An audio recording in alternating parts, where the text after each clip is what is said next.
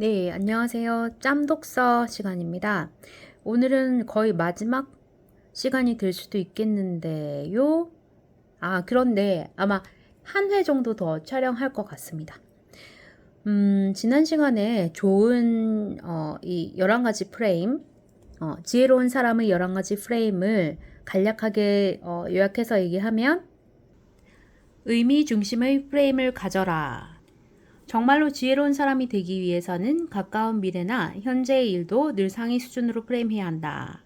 먼 미래에 하게 될 일이라고 생각하면서 의미 중심으로 프레임하는 습관을 길러라.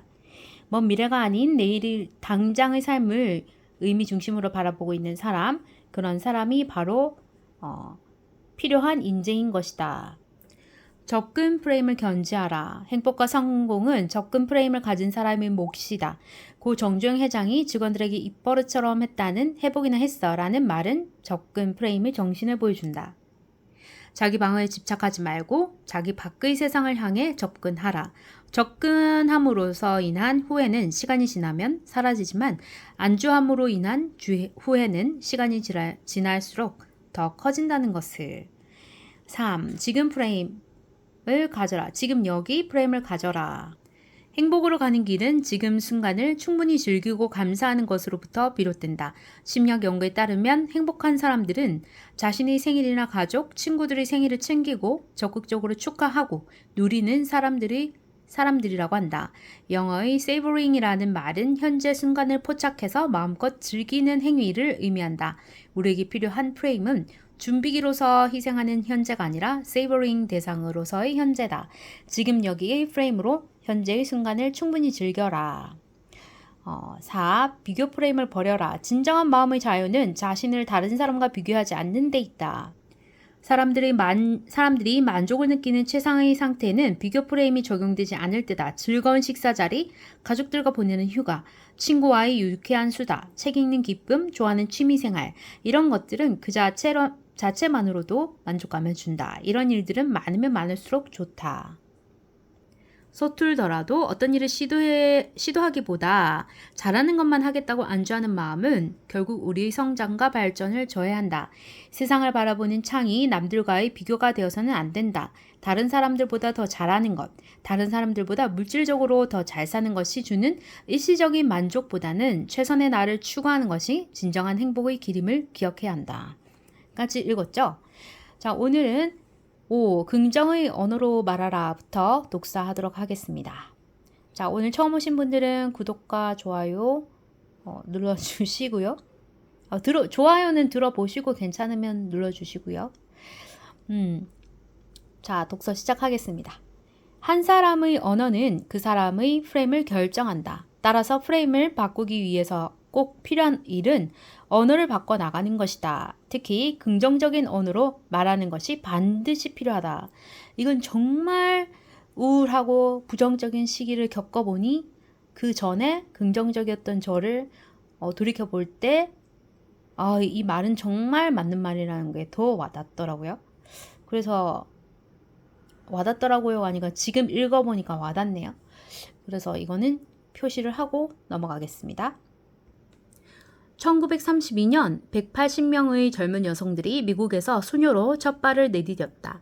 그 감격적인 순간에 그들에게 자신의 삶을 소개하는 간증문을 쓰도록 했다. 180명의 수녀들이 쓴 간증문은 70여 년이 지난 후에 학자들의 손에 넘겨졌고 연구자들은 간증문에 쓰인 단어와 문장을 분석하여 각 간증문에 얼마나 긍정적인 정서가 표현되어 있는지를 측정했다. 어떤 수녀들은 매우 행복한 또는 정말 기쁨과 같은 단어들을 자주 사용했지만 또 다른 수녀들은 자신이 얼마나 행복하고 기쁜지를 말로 잘 표현하지 않았다. 그런데 놀라운 사실은 긍정적인 단어를 많이 사용한 상위 25%의 수녀들 가운데 90%가 넘는 수녀들은 85세까지 장수하고 있었지만 긍정적인 단어를 적게 사용한 하위 25%의 수녀들 중에서는 겨우 34%만이 생존해 있었다는 점이다. 매일 사용하는 단어 속에 우리가 얼마나 오래 살 수 있는지에 대한 정보까지 담겨 있다. 그러니 감사, 감동, 기쁨, 설렘, 만족 이런 단어들이 우리 삶 속에 나아가 우리 아이들의 말 속에서 넘쳐나도록 만들 필요가 있다. 반대로 다 먹고 살자고 하는 거 아니겠어? 또는 좋은 게 좋은 거 아니겠어? 라는 표현이나 대충, 아무거나 등의 단어들은 하루라도 빨리 사전에서 지워버려야 한다. 그죠? 요즘 같은 좀 힘든 시기에 이렇게 말하는 사람들이 많겠죠? 저도 얼마 전까지 그랬고 다 먹고 살자고 하는 거 아니겠어? 이런 말이 나와버리더라고요. 이런 말들은 우리의 마음가짐을 최고, 베스트의 프레임에서 순식간에 충분한, good enough의 프레임으로 바꿔버린다.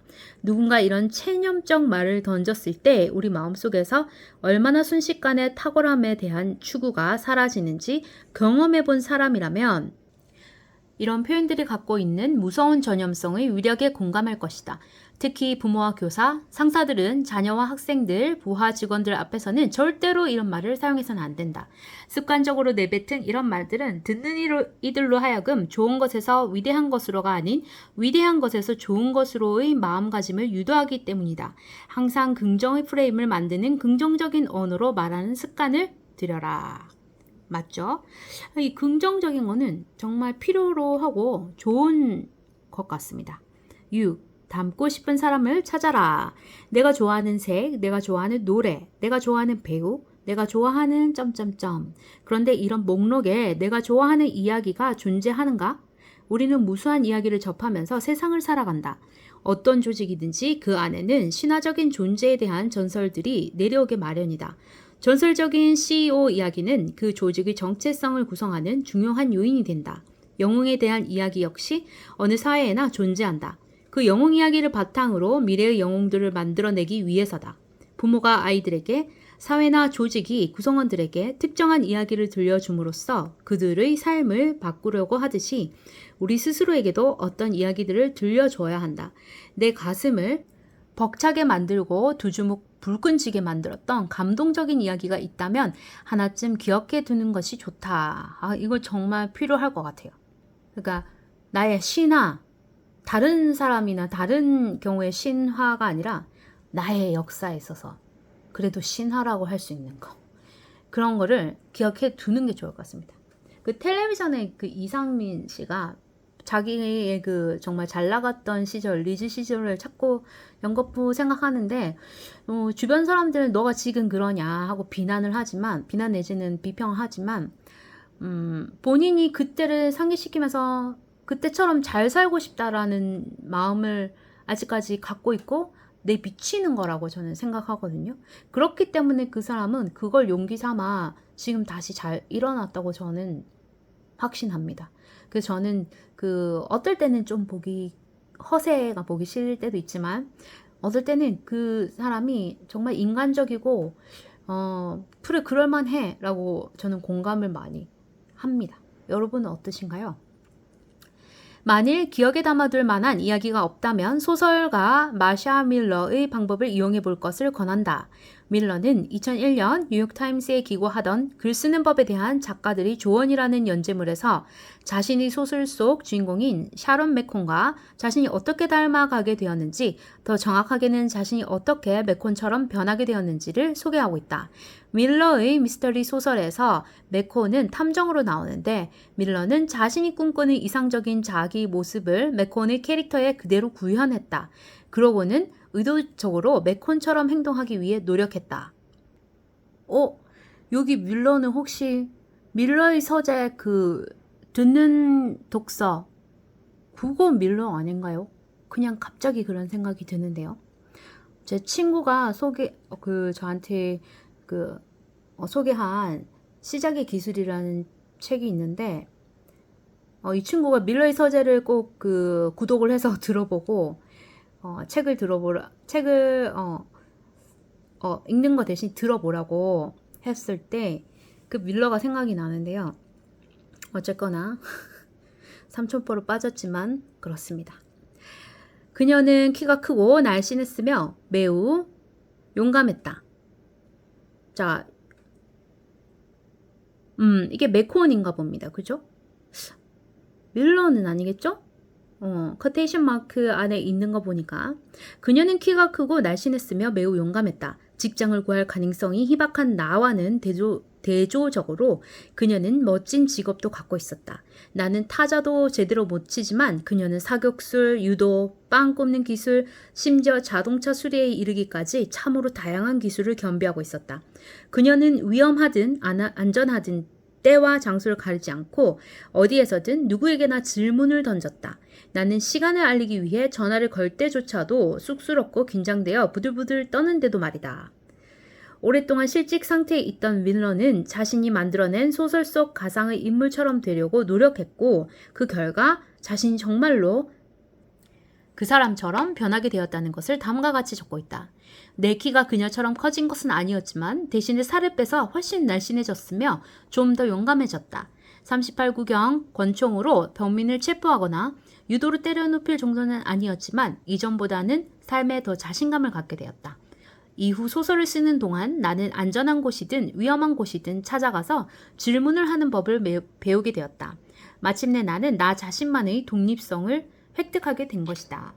누군가 본받고 싶은 대상이 있다면 그 사람의 전기나 자서전을 읽고 그 사람처럼 되기 위해 의도적으로 노력하고 반복적으로 행동하고 실천하는 것이 필요하다. 우리가 보통 그 부자가 되고 싶을 때 부자들의 그런 생활 습관 이런 걸 많이 따라 하거나 또 인스타나 이런 SNS에서 그런 걸 많이 그 이미지 컷으로 보내죠. 그리고 실제로 그렇게 따라해서 좋은 결과가 얻어진 사람들도 많다라고 얘기하는 것처럼 아마 그런 것 같습니다. 만일 그런 대상이 없다면 밀러처럼 자신이 가장 되고 싶은 이상적인 자기를 만들어 보고 그 사람의 이야기를 계속해서 자신에게 들려줘라. 이것도 정말 창의적이다, 그죠? 반복적으로 들려주는 상상 속의 이야기가 현실을 만들어낼 수 있기 때문이다. 그러니까 마치 내가 되고 싶은 것을 확언하는 것처럼, 그죠? 이거는 줄쳐놓고 가야겠습니다. 약간 솔루션처럼 하나의 예시를 들었기 때문에 별표 치고 저는 넘어갈게요. 7. 주변의 물건들을 바꿔라. 이것도 좋은 아이디어죠. 주변에 놓여 있는 물건들은 단순히 현실 생활에 필요한 기능만을 담당하는 것 아니다. 앞에서 비즈니스와 관련된 물건들이 있는 곳에서 게임을 하게 되면 훨씬 더 경쟁적으로 행동하게 된다는 연구를 소개한 바 있다. 경쟁적인 마인드를 갖고 싶다면 경쟁심을 유발할 만한 물건들로 주변을 채워야 한다는 말이다. 자, 미리 밑에도 줄쳐서 갑니다. 만일 양심적인 행동을 유발하고 싶다면 집안에 거울을 적절히 배치하는 것도 좋은 방법이다. 학창시절 시험을 볼 때 누구나 한 번쯤은 종료 시간이 지났는데도 펜을 놓지 못하고 한 문제라도 더 풀려고 애썼던 경험이 있을 것이다. 그죠? 뿐만 아니라 앞 친구의 답안을 보려고 슬쩍 커닝을 시도한 적도 있을 것이다. 미국 일리노이 대학교의 에드 디너 교수가 수행한 연구에 따르면 이런 부정행위가 거울 앞에서는 쉽게 일어나지 않는다고 한다. 이 연구에서 디너 교수는 한 조건의 학생들에게는 거울을 마주본 채로 문제를 풀게 하고 다른 조건의 학생들에게는 거울을 등지고 문제를 풀게 했다. 어느 조건의 학생들이 시험이 종료된 후에도 문제를 계속 푸는지 관찰했더니 거울을 등지고 문제를 푼 학생들 중에서 부정행위를 하는 학생이 훨씬 많았다. 거울이 단순히 외모를 비춰주는 물건에 그치지 않고 양심과 도덕의 프레임을 유발하는 상징적인 역할을 하기 때문이다. 본받고 싶은 인물의 사진을 걸어 놓거나 가지고 다니는 것도 한 방법이다. 사진을 갖고 다녀라. 자신이 닮고 싶은 롤 모델의 사진을 걸어놓는 행위가 그 사람처럼 생각하고 행동하도록 만드는 프레임을 유발할 수 있기 때문이다. 대학 교수를 떠올리기만 해도 상식 문제를 더 잘 푼다는 연구 결과도 나와 있다. 주변 물건들을 적절히 선택하고 배치하는 것은 단순한 인테리어 디자인을 넘어서는 지혜로운 마인드 디자인이다. 그렇죠. 8. 소유보다는 경험의 프레임을 가져라. 소유가 목적인 소비와 경험이 목적인 소비를 칼로 무자르듯이 선명하게 구분할 수 있는 건 아니다.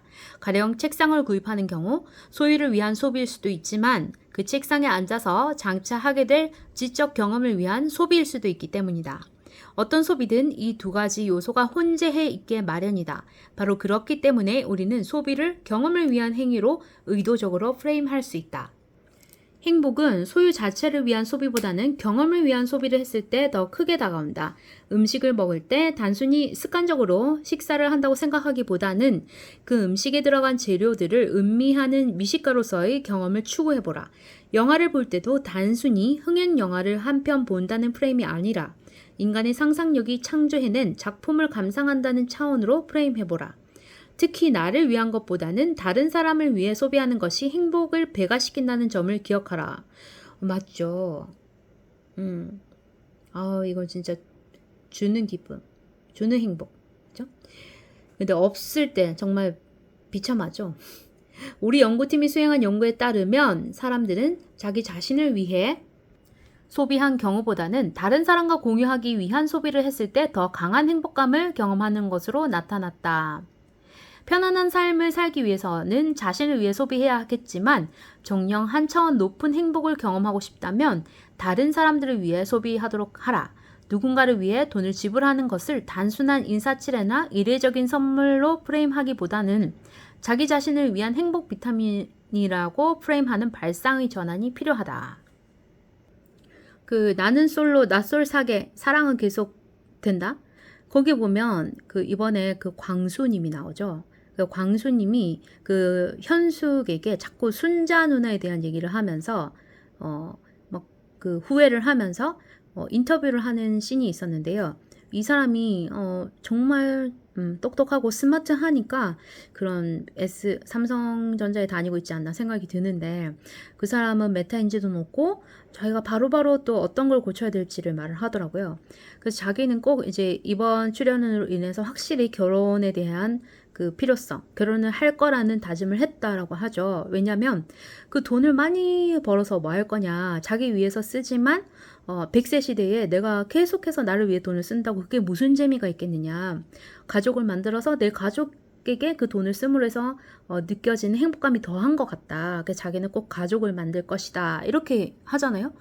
그래서 그 사람은 한 차원 높은 행복을 좀 젊은 시절에 확고하게 갖고 이제 결혼을 할 준비를 할 것 같더라고요. 그러니까 과거의 사람들은 그냥 결혼할 때에 결혼을 했고 이제 자연스럽게 전 부모 세대를 보고 행복한 가정을 꾸리겠다라고 그냥 그렇게 생각했지만 이 현대 시대 사람은 우리는 이유가 있어야 되고 그런 설득이 되는 뭔가가 있어야 되잖아요. 근데 논리적으로. 근데 이 사람은 그걸 간파하고 그것을 준비하는, 그러니까 한 차원 좀 다른 것 같긴 해요. 확실히 과거의 사람들보다. 그래서 그 사람이 딱 떠오르네요. 자, 9. 누구와의 프레임을 가져라. 심리학에서 미스터 해피니스 혹은 킹 오브 해피니스라고 불리는 행복 전문가인 에드디너 교수는 긍정 심리학의 또 다른 대가인 마틴 셀리그먼 교수와 함께 매우 행복한 사람, very happy people이라는 흥미로운 논문을 발표한 적이 있다. 이 연구에서 디너와 셀리그먼은 222명의 사람들을 대상으로 그들의 행복을 측정한 후에 그 점수에 근거해서 가장 행복하다고 스스로 보고한 상위 10%에 해당하는 사람들의 특성을 집중적으로 분석했다. 가장 행복하다고 답한 10%의 사람들과 나머지 사람들이 보인 가장 큰 차이점은 무엇이었을까? 돈, 건강, 운동, 종교였을까? 아니다. 가장 큰 차이점은 바로 관계였다. 최고로 행복한 사람들은 그렇지 않은 사람들에 비해 혼자 있는 시간이 적었고 사람들을 만나고 관계를 유지하는 데 많은 시간을 할애하고 있었다. 그들은 늘 다른 사람과 함께 있을 정도로 관계가 풍성했으며 친구들 사이에서도 인간관계가 매우 좋은 것으로 평가되었다. 흥미로운 사실은 222명 중 가장 행복한 상위 10%인 22명 중에서 21명이 조사 당시 이성 친구가 있었다는 점이다. 요즘 우리 사회에는 어디서 살 것인가의 프레임이 광풍처럼 몰아치고 있다. 어디서 살고, 어디서 쇼핑하고, 어디서 식사할 것인가 라는 장소의 프레임이 한국인들의 삶을 지배하고 있다고 해도 과언이 아니다. 그러나 많은 심리학 연구들은 행복은 어디서의 문제가 아니라 누구와의 문제임을 분명하게 밝혀주고 있다. 탁월한 성취를 이룬 사람들, 커다란 역경을 이겨낸 사람들, 자기 삶의 만족을 누리는 사람들, 이들에게는 거의 예외 없이 누군가가 있었다. 이 책의 주제인 프레임을 연구하여 노벨상을 수상한 심리학자 카너먼 교수도 예외는 아니었다. 그는 박사 이후 영국 과정 기간에 평생의 친구이자 동료인 투버스키를 만나게 된다. 그 만남은 카누먼의 연구 주제를 바꿔놓았고 마침내 그에게 노벨상을 안겨주었다. 더 나아가 심리학과 경제학의 새로운 학문적 지평을 열었다. 아직도 내 지도 교수의 눈물을 잊을 수 없다. 투버스키 교수가 암으로 세상을 떠나자 그를 추모하는 학술 대회가 미국 스탠퍼드 대학교에서 개최되었다. 각 학문 분야에서 그의 업적을 평가하는 발표가 이루어졌고 심리학계 내에서는 나의 지도 교수이자 생각의 지도 The Geography of Thought 저자인 리처드 니스벳 교수가 발표를 하게 되어 있었다. 니스벳 교수는 본 발표를 며칠 앞두고 나를 비롯한 다른 학생들과 교수들 앞에서 리허설을 했다. 연습 도중 그는 자신이 어떻게 카누먼과 투버스키 교수를 만나게 되었으며 그 만남이 자신과 심리학에 어떤 영향을 끼쳤는지를 회고하는 대목에서 왈칵 울음을 쏟고 말았다. 고인의 죽음에 대한 동료 학자로서의 깊은 슬픔과 아쉬움, 그의 학문적 영향에 대한 진심 어린 감사와 존경이 어우러진 눈물이었다. 그 모습을 지켜보던 나는 언제나 냉철하기만 했던, 그리고 그 자신이 이미 세계적 대가였던 텍사스 출신의 이 전형적인 백인 지도 교수의 눈물을 통해 인생을 바꾸게 한 만남의 위력을 실감할 수 있었다. 세월이 흐른 지금도 그때의 감동이 밀려와 종종 내게 그런 눈물을 흘리게 할 동료와 친구가 있는지, 혹 나의 죽음 앞에서 그런 눈물을 흘려줄 동료와 제자가 있는지, 내게도 그런 존재들이 있으면 좋겠다는 생각으로 살고 있다. 어떤 사람은 옆에서 보고 있기만 해도 영감이 느껴진다. 그런 사람과 있으면 완벽의 경지에 도달하고픈 충동과 치열한 삶의 욕구가 나도 모르게 생겨난다. 어떤 사람은 함께 있기만 해도 즐겁고 유쾌하다. 그런 사람과 있으면 왠지 안심이 된다. 어떤 생을 살든 주변에 이런 사람이 한 명쯤은 있어야 하지 않을까 싶다. 연구에 의하면 배우자가 사망한 후 일주일 이내에 남은 배우자가 죽을 확률은 그렇지 않은 경우보다 2배나 높다. 골수이식 수술을 받은 후에 생존할 확률은 친밀한 관계를 통한 사회적 지지가 있는 경우가 그렇지 않은 경우보다 2배 이상 높다. 심장마비가 온 후에 6개월 이내에 다시 심장마비가 올 확률은 혼자 사는 사람일 때 2배 정도 높다고 한다. 관계가 우리 삶에 미치는 영향이 그만큼 크다는 얘기다. 우리 삶에서 정말 중요한 건 어디서의 문제가 아니라 누구와의 문제다. 이제 이 프레임으로 우리 삶의 모든 영역을 들여다보도록 하자. 어디서의 문제로 주눅드는 시시한 삶은 미련 없이 버려라. 내게 위안과 용기, 힘을 주는 존재, 내가 전적으로 믿고 의지할 수 있는 사람들과의 좋은 관계가 행복한 인생의 지표이자 목적일 수 있다. 제가 되게 빨리 읽었죠. 너무 좋은 내용인데 일단 여기 11까지 있는데 끝내려고 했는데 다 못 끝냈습니다. 어제 영상을 리뷰하는 바람에, 그리고 이 영상이 지금 데이터가 부족해서, 메모리가 부족해서 이제 1분 후면 끊기거든요. 다음 영상에서 11을 이어가야 될 것 같습니다. 근데 어쨌거나 어디서의 문제가 아니라 누구와의 문제. 이게 나이가 들수록 확실히 진짜 공감하는 바입니다. 그죠? 내게 위안과 용기, 힘을 주는 존재, 내가 전적으로 믿고 의지할 수 있는 사람과의 좋은 관계가 행복한 인생의 지표이자 목적이다. 이거는 얼마 전에 그 신사임당 그 주원규 님이 자신의 그 손절해야 되는 그 사람들, 이런 사람들이다 하면서 그 영상을 찍으시면서 이 내용이 또 나왔더라고요. 그러니까 사람한테 그 상처도 받아본 사람들이 이런 걸 더 이제 절실히 느끼는 것 같아요. 저도 그랬고. 그런데 이제 그 행복한 사람들이 그렇지 않은 사람 비해 혼자 있는 시간이 적고 사람들을 만나고 관계를 유지하는데 많은 시간을 할애하고 있었다 했잖아요. 저도 옛날 직장 생활에 바쁘거나 할 때도